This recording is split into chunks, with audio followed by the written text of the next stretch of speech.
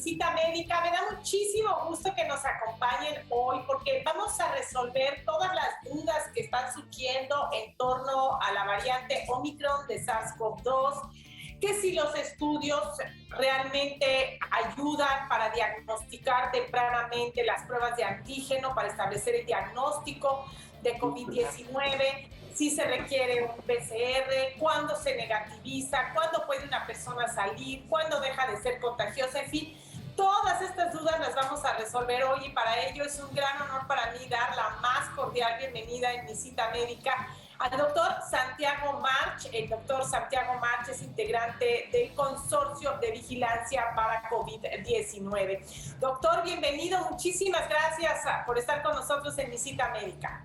Al contrario, Dan, un gusto estar en tu programa nuevamente. Doctor, bueno, pues estamos viendo a la variante Omicron de SARS-CoV-2, que muchos dicen, bueno, es una variante que ocasiona una sintomatología más leve de COVID-19, y es que aparentemente el virus tiene una preferencia por las vías respiratorias superiores, a diferencia de versiones anteriores y del virus original, que tenía más afinidad por los pulmones. Sin embargo, esto no es una regla general. La mayoría de las personas sí tienen un catarro, pero también hay otros que se pueden complicar. Cuéntenos un poquito qué es lo que dice la comunidad científica en cuanto a Omicron. Sí, con todo gusto, Diane. Bueno, en primer lugar, la variante Omicron es de reciente aparición, tiene un poco más de 2 meses, por lo tanto, muchos de los estudios científicos y de identificación, pues están en marcha, Diane. Realmente es algo que está en marcha. Entonces, las publicaciones científicas de calidad son muy pocas, pero vamos a hablar de ellas el día de hoy. En primer lugar, es una variante que tiene 32 cambios, digamos, en el virus SARS-CoV-2.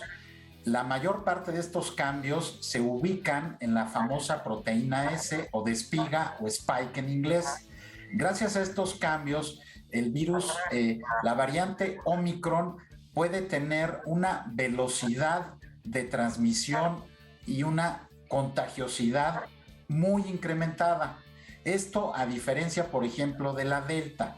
Si la Delta puede una persona contagiar a 6 o a 7 personas, la Omicron, un paciente con Omicron, puede contagiar a más de 20 personas. Entonces, ese es el primer dato.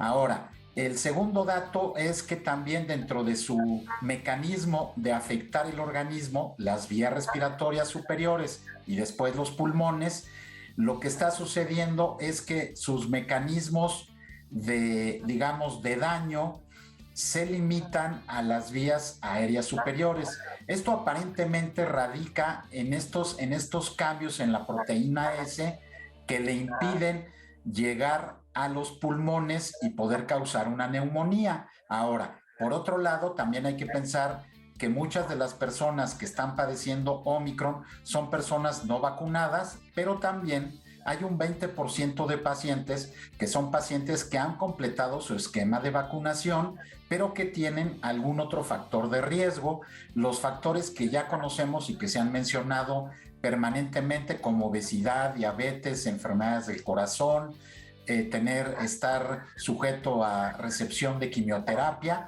o enfermedades que disminuyen las defensas, Diana. Esto es algo fundamental. Vamos a hacer una pausa, doctor March, y regresamos con más sobre todo el tema de las pruebas, de cuando si uno se hace una prueba cuando tiene síntomas y la prueba sale negativa. ¿Qué es lo que hay que hacer? Vamos a una pausa, regresamos con más.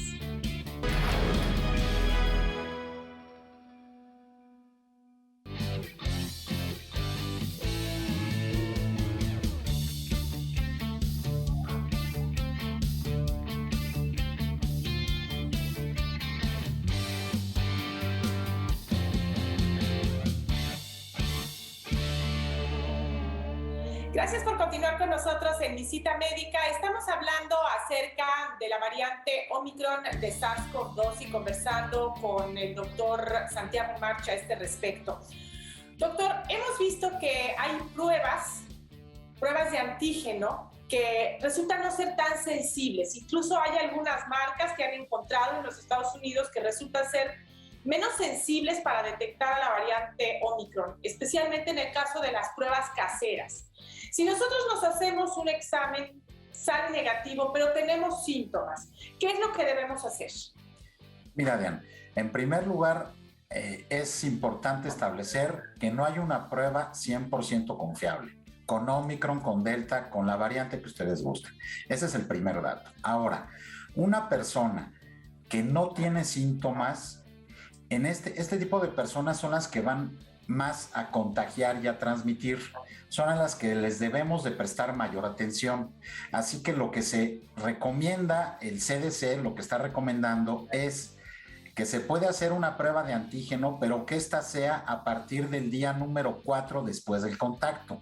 Algo que está pasando es que la gente, por ejemplo, el sábado tiene una fiesta, le avisan que una persona tuvo COVID, por ejemplo, entonces uno debe de contar 4 días a partir del día que tuvo el contacto con la persona que tiene el diagnóstico confirmado.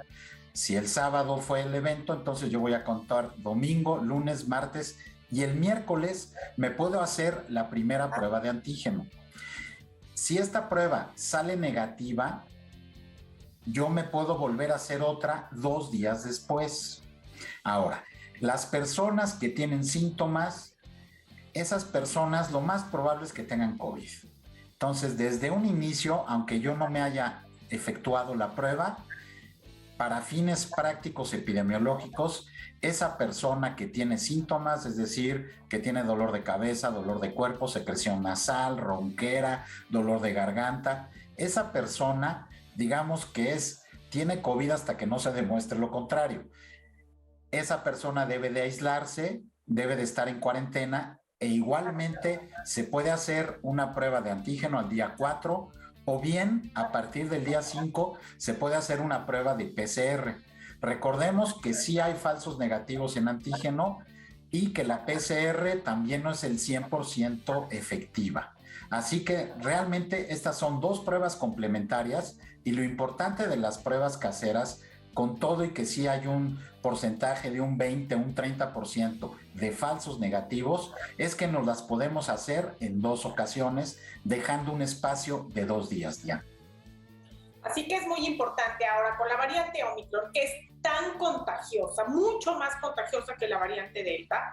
Entonces es importante considerar que toda persona que tiene síntomas de catarro, lo más probable es que tenga una infección por SARS-CoV-2 con la variante Omicron. Ahora, hay personas que tienen la mala suerte de contagiarse al mismo tiempo con SARS-CoV-2 y además con influenza, porque también estamos en temporada de influenza y también pues hay muchas personas que no están vacunadas y aunque lo estén, sabemos que la vacuna contra la influenza protege en un 50% y sobre todo pues lo que ayuda es en que no se desarrolle una enfermedad grave con la cual uno acabe en el hospital, porque recuerden que la influenza también puede ocasionar complicaciones con las cuales una persona termina en el hospital. Entonces, hay quienes tienen la mala suerte de que se infectan con los 2 padecimientos al mismo tiempo. En estos casos, doctor March, ¿cuál es la sintomatología que se ha visto en estos pacientes? Bueno, aquí depende, Diane. Bueno, número 1, no es el cuadro más frecuente. Digamos que pueden ser un 20, un 30% de todos los pacientes con gripe que tengan las 2 infecciones simultáneamente. Aquí el primer punto es que se puede hacer el diagnóstico con prueba rápida de ambas. Es decir, yo me puedo hacer una prueba rápida para influenza y el mismo día, en el mismo momento me pueden hacer la de SARS-CoV-2. Esto es muy importante.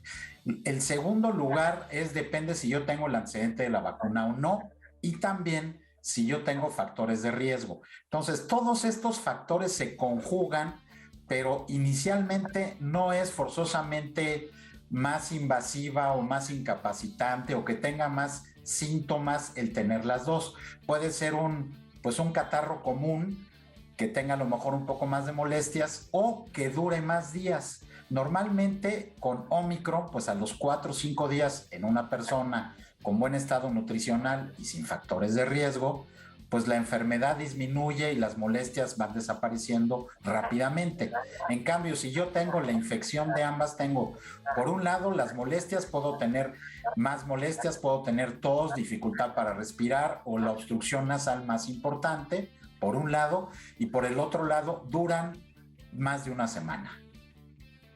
Bueno, y es muy importante también mencionar que han surgido algunas nomenclaturas, como por ejemplo Deltacron, que pues en un inicio se pensó que podía ser una combinación de las variantes Delta con Omicron. Aquí es bien importante mencionar que los científicos, los virólogos ya vieron que más bien cuando han encontrado una combinación de estos dos virus, no se trata de que se haya generado un gran virus, un supervirus con estas dos combinaciones que es más letal, no, sino simplemente que hay una contaminación de un virus con otro en el laboratorio. Entonces, afortunadamente, no hay un virus llamado Deltacron o una variante llamada Deltacron que combine el material genético de ambos virus. Así que no tenemos por qué preocuparnos. Esto fue una nomenclatura que se utilizó, pero ya se encontró que en la mayoría de los casos es contaminación de un virus con otro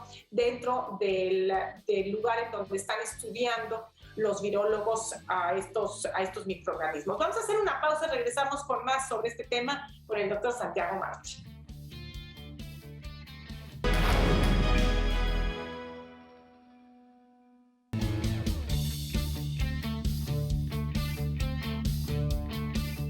Los invito a que visiten las sucursales de las farmacias El Florido Farmacias y aprovechen la campaña de invierno saludable. Esta consiste en precios aún más bajos en los productos de temporada, como por ejemplo los antigripales. El Florido Farmacia, apoyando tu bolsillo. ¡Qué barato! ¡Ah! Gracias. Gracias por continuar con nosotros en Visita Médica. Estamos conversando con el doctor Santiago March acerca de SARS-CoV-2, las variantes que van surgiendo y ahora, bueno, la variante Omicron. Doctor, hay un estudio realizado en Sudáfrica que menciona que las personas que tienen un esquema de vacunación completo contra SARS-CoV-2 y aparte les da la infección por la variante Omicron, tienen una mayor protección contra la variante anterior, contra la Delta. Platíquenos un poquito de esto. ¿Podemos creer en ello? A los que ya nos dio la variante Omicron, ¿podemos estar tranquilos de que tenemos menos riesgo de contagiarnos con la variante Delta que todavía está circulando, aunque por supuesto en mucho menor cantidad que antes, pero todavía se pueden encontrar algunos casos? Mira, Diane, yo no me quisiera aventurar a dar un juicio sobre esto porque, como lo hemos comentado, los estudios de investigación clínica de la variante Omicron pues están aún en marcha, son grupos reducidos de pacientes y todavía estamos por descubrir más sobre la variante Omicron.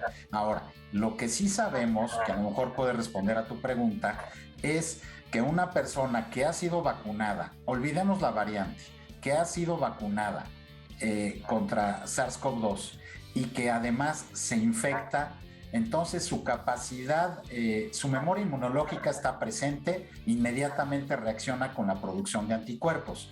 Si yo, además de estar vacunado, estoy infectado, entonces mi respuesta de anticuerpos es más intensa, es más importante. Ahora, el otro componente es la capacidad que tienen los anticuerpos que cada persona produce en destruir la variante.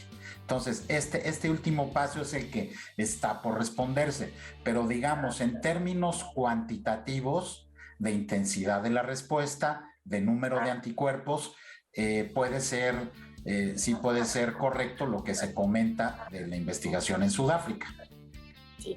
Ahora, otra pregunta que surge mucho entre la comunidad, doctor March, es el hecho de que, bueno, pues los Centros para el Control y Prevención de Enfermedades el 28 de diciembre redujeron el tiempo de aislamiento basado en la ciencia, como ellos lo mencionan, de aislamiento de una persona que se contagia muy probablemente con la variante Omicron de SARS-CoV-2. Y entonces, si bien antes se tenían que aislar 10 días, ahora establece que se tienen que aislar 5 días, después de lo cual es recomendable que se hagan una prueba de antígeno, siempre y cuando ya no tengan síntomas o nunca hayan tenido síntomas.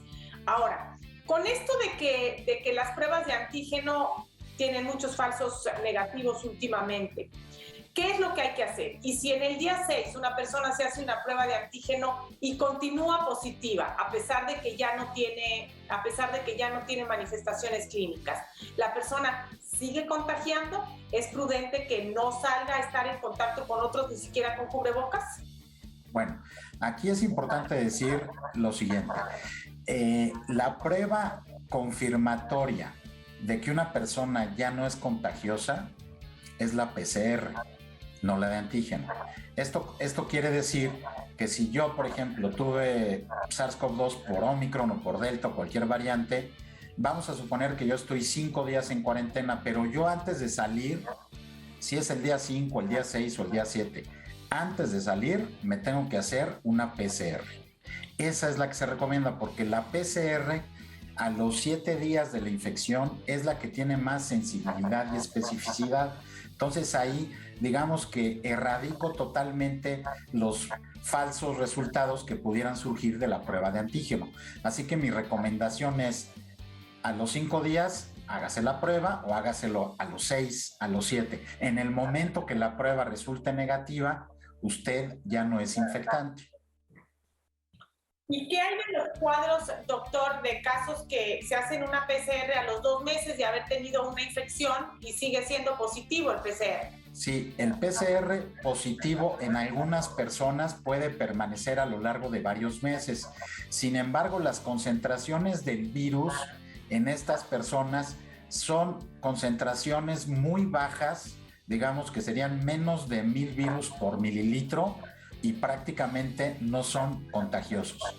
Ahora, sí es importante, sobre todo en las personas con long COVID que hemos platicado, con el COVID digamos, de largo alcance, de largo plazo, ellos muy frecuentemente pueden seguir siendo positivos en la PCR.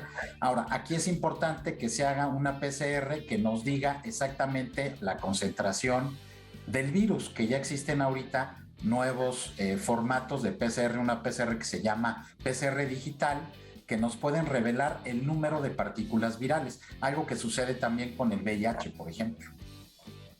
Doctor, sabemos que el viernes pasado la COFEPRIS ya aprobó un medicamento antiviral para COVID-19, el Molnupiravir. Cuéntenos un poquito cómo funciona, cuál es el mecanismo de acción de este medicamento, en quién está indicado, en qué momento de la infección y además cuáles son los potenciales riesgos de administrar. Claro.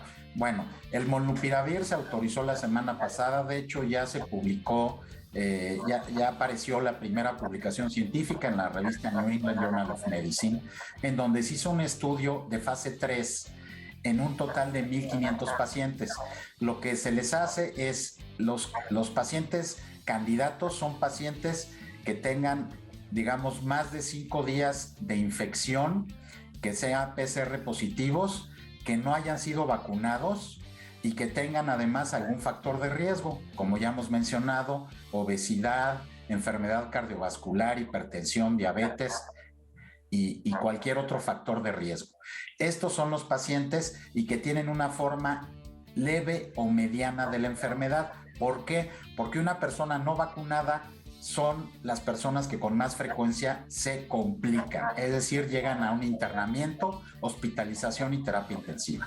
Así que lo que se recomienda es, se les proporciona una dosis de 800 miligramos cada 12 horas a partir del día número 5 hasta el día número 29. Pensamos que el día 1 es el día que se contagió y entonces a partir del día 5 se les da este tratamiento.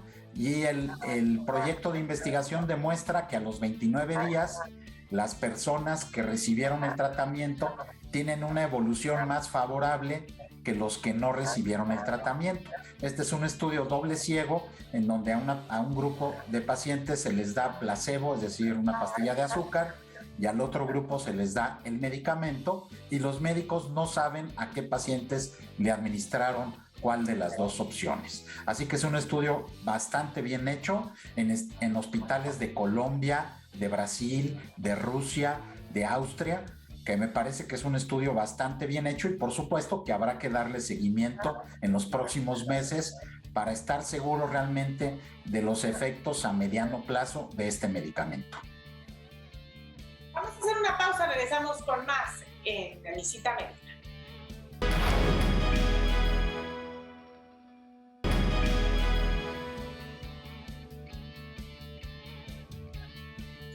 Gracias por continuar con nosotros en Visita Médica. Es muy importante hacer referencia de que independientemente de que haya medicamentos que se autorizan para combatir al virus SARS-CoV-2 y a sus variantes, no hay que dejar de vacunarse. Estos medicamentos de ninguna manera sustituyen a una vacuna. ¿Es correcto, doctor March?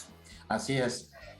La medida más importante es la vacunación, insistir, y también en los refuerzos, porque hay gente que termina su esquema de vacunación, pero ya no le interesa el refuerzo. Entonces, ya se ha demostrado que la frecuencia de Omicron, por ejemplo, en pacientes que no tienen refuerzo y que ya excedieron los 6 meses de protección.